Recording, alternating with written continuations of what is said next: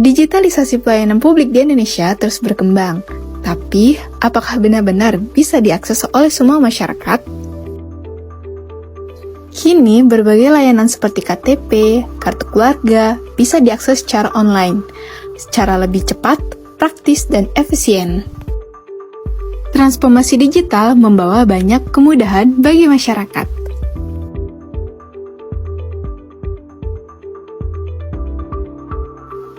Namun,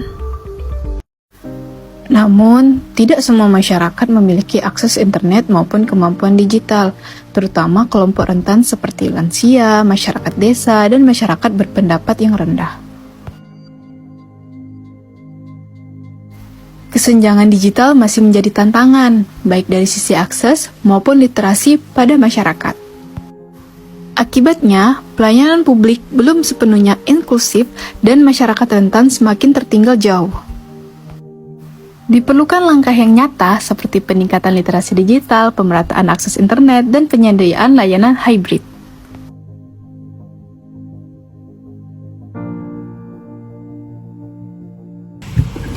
Assalamualaikum warahmatullahi wabarakatuh.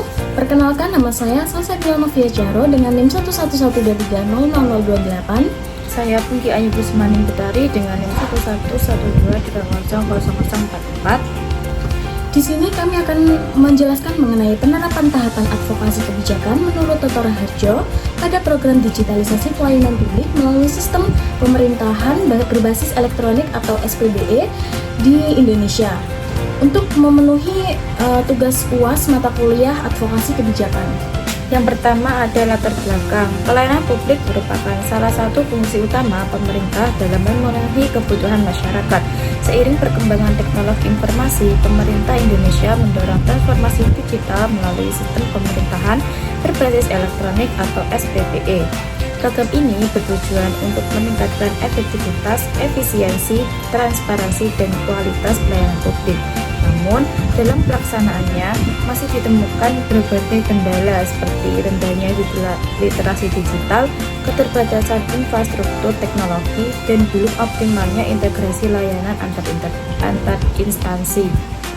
Selanjutnya mengenai identifikasi dan perumusan masalah kebijakan. Menurut Toto Raharjo, advokasi dimulai dengan mengidentifikasi masalah yang membutuhkan perubahan kebijakan. Permasalahan yang ditemukan yaitu yang pertama, pelayanan publik masih lambat dan belum birokratis.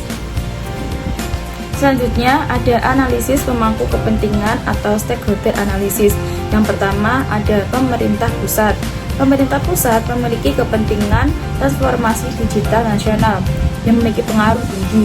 Yang kedua ada pemerintah daerah yang memiliki kepentingan efektivitas pelayanan, pengaruhnya tinggi. Yang ketiga, Dinas Kominfo yang memiliki kepentingan sebagai infrastruktur digital, pengaruhnya tinggi. Yang keempat, ASN atau aparatur sipil negara yang memiliki kepentingan pelaksana pelayanan, pengaruhnya sedang. Yang kelima, DPRD yang memiliki kepentingan dukungan regulasi dan anggaran, pengaruhnya tinggi. Yang keenam, masyarakat yang memiliki kepentingan kemudahan pelayanan, pengaruhnya tinggi. Yang ketujuh, ada media massa yang memiliki kepentingan penyebaran informasi, pengaruhnya sedang. Yang kedelapan atau yang terakhir, akademisi memiliki kepentingan kajian dan rekomendasi kebijakan, pengaruhnya sedang. Selanjutnya mengenai penyusunan tujuan advokasi. Tujuan umumnya yaitu mendorong optimalisasi pelayanan publik berbasis digital melalui implementasi SPBE. Tujuan khususnya yaitu yang pertama, meningkatkan kualitas pelayanan publik, yang kedua, mempercepat proses pelayanan, yang ketiga, meningkatkan transparansi dan akuntabilitas, yang keempat, mempermudah akses masyarakat terhadap layanan pemerintah, dan yang terakhir yaitu meningkatkan kepuasan masyarakat. Selanjutnya ada penyusunan strategi advokasi. Strategi yang digunakan antara lain mengumpulkan data dan fakta terkait kualitas pelayanan publik, menyusun policy brief, melakukan penelitian dan kajian akademik, menyusun rekomendasi kebijakan, dan yang terakhir melakukan audiensi dengan pemerintah daerah dan instansi terkait. Strategi ini bertujuan memberikan dasar yang kuat bagi pengambilan keputusan kebijakan. Selanjutnya mengenai mobilisasi dukungan dan pembangunan jaringan. Dalam pelaksanaan advokasi kebijakan, pelayanan publik berbasis digital diperlukan dukungan dan kerjasama dari berbagai pihak agar tujuan advokasi dapat tercapai secara optimal. Mobilisasi dukungan dilakukan dengan menjalin kerjasama dengan perguruan tinggi sebagai sumber kajian dan rekomendasi kebijakan, melibatkan organisasi masyarakat sipil dalam mengawasi pelaksanaan pelayanan publik, serta menggandeng komunitas digital untuk memberikan edukasi dan sosialisasi mengenai pentingnya transformasi digital. Selain itu, kemitraan dengan media massa juga dibangun untuk membantu penyebarluasan informasi kepada masyarakat. Partisipasi masyarakat didorong oleh keterlibatan dalam pengawasan dan pemberian masukan terhadap kualitas pelayanan publik, sehingga tercipta dukungan yang kuat bagi pengembangan pelayanan publik berbasis digital. Selanjutnya ada komunikasi dan kampanye advokasi. Kegiatan kampanye dilakukan melalui yang pertama, seminar dan webinar digitalisasi pelayanan publik. Yang kedua, sosialisasi melalui media sosial. Yang ketiga, penyebaran infografis. Yang keempat, edukasi masyarakat tentang manfaat layanan digital. Dan yang kelima, publikasi artikel dan berita di media massa. Tujuan kampanye adalah meningkatkan kesadaran dan dukungan masyarakat terhadap transformasi digital pelayanan publik. Selanjutnya mengenai lobbying dan negosiasi kebijakan. Tahap lobbying dan negosiasi kebijakan dilakukan untuk memperoleh dukungan dari para pengambil keputusan terhadap program digitalisasi pelayanan publik. Kegiatan yang dilakukan meliputi audiens dengan pemerintah daerah dan diskusi dengan DPRD untuk menyampaikan berbagai permasalahan serta kebutuhan dalam pengembangan pelayanan berbasis digital.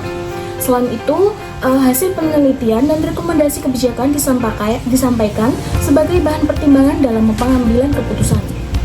Upaya advokasi juga diarahkan untuk mendorong peningkatan anggaran, pengembangan sistem digital, serta mengusulkan integrasi pelayanan publik antar instansi agar pelayanan menjadi lebih efektif dan efisien. Melalui proses tersebut, diharapkan para pemangku kebijakan memberikan dukungan terhadap implementasi dan penguatan program digitalisasi melalui pelayanan publik. Selanjutnya ada monitoring dan evaluasi hasil advokasi. Monitoring dan evaluasi dilakukan untuk mengetahui efektivitas pelaksanaan advokasi serta keberhasilan program digitalisasi pelayanan publik.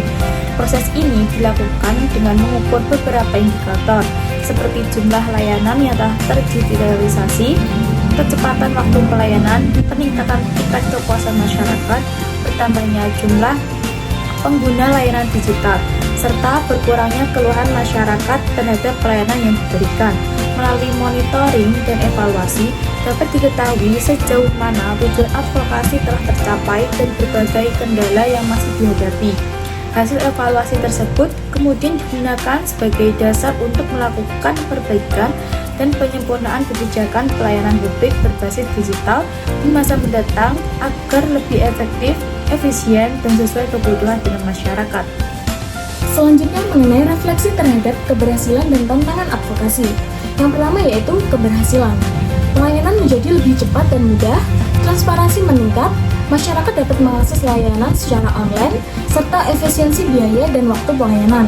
Yang kedua yaitu mengenai tantangan advokasi.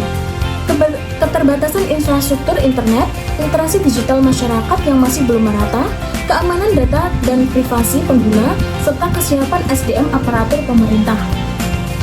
Yang terakhir ada kesimpulan.